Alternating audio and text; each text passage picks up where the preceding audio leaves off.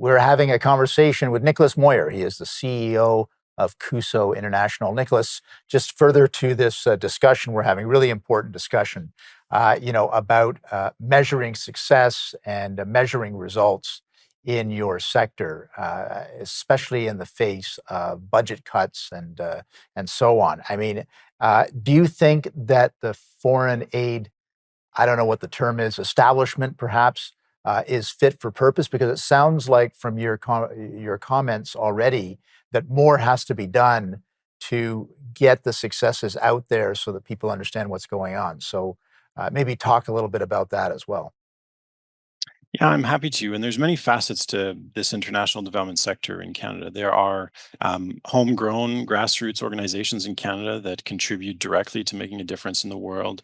There's our Canadian international development assistance given by our government. There are corporations that get involved in this. So there's actually quite a big community that's involved. Mhm. I do think that over the years we have taken for granted that we do good work and that we have failed to really bring Canadians along as well as we could. And in this particular time and place in history where people are looking inwards and are worried, there's a cost of living crisis. It's important that we be able to demonstrate our impact as a sector. That is important. We also can do better in terms of how we structure our international assistance. And I think that that is something that is worth reflecting on as a country. Our Mhm. biggest actor in international development assistance in Canada is our government. We have had huge impacts with that money over the years, and we have built good credibility and relationships in many parts of the world. But there is an opportunity for us to kind of return to the roots and the focus of this work. In 2008, I think it was under the Harper government, there was the ODA Accountability Act, the Official Development Assistance Accountability Act was passed, and it really insisted that development assistance needs to focus on alleviating poverty. And I think that's true, and we need to get back to that.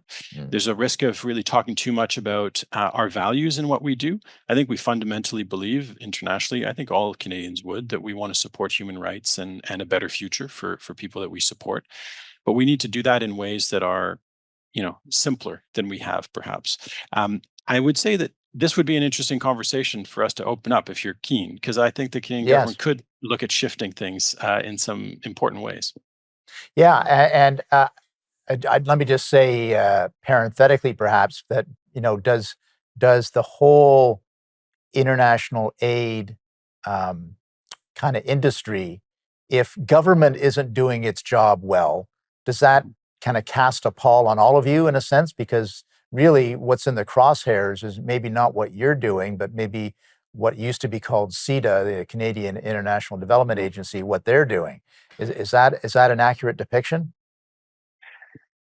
Well, I think there's many facets to that. I think that our development assistance does broadly really do good in the world. I believe that profoundly, but I do think that we've gotten bogged down in process, and I do think that we could be a lot more efficient in how we work, and we have perhaps been trying to please too many people in how we work as a country.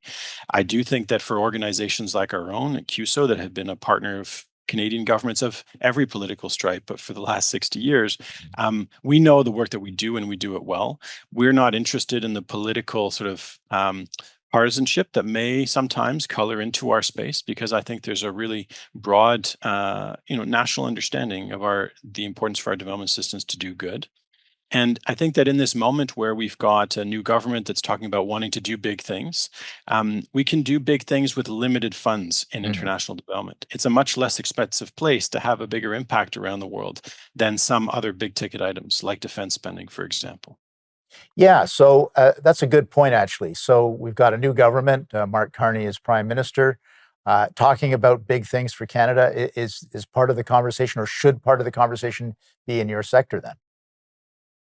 I would agree, yes. I think that, we actually have received signals that there's an appetite for launching a new foreign policy. And I think that's one of the things that's really been missing, because international development assistance, in the absence of a foreign policy, means that we've really struggled to give the kind of focus to our development assistance that we would really be able to allow us to both do good and do so in the Canadian national interest.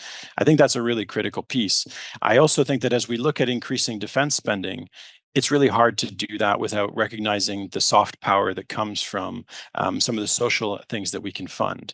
And it's really important that we recognize the outsized impact we can have with that funding versus some of the hard power conversations that exist in the defense spaces. All good points. We're going to take another brief break, Nicholas. Still some important items to discuss for sure. So we've got certainly one more segment with you. First, we're going to hear from our sponsors a little bit. We'll be back after these important messages.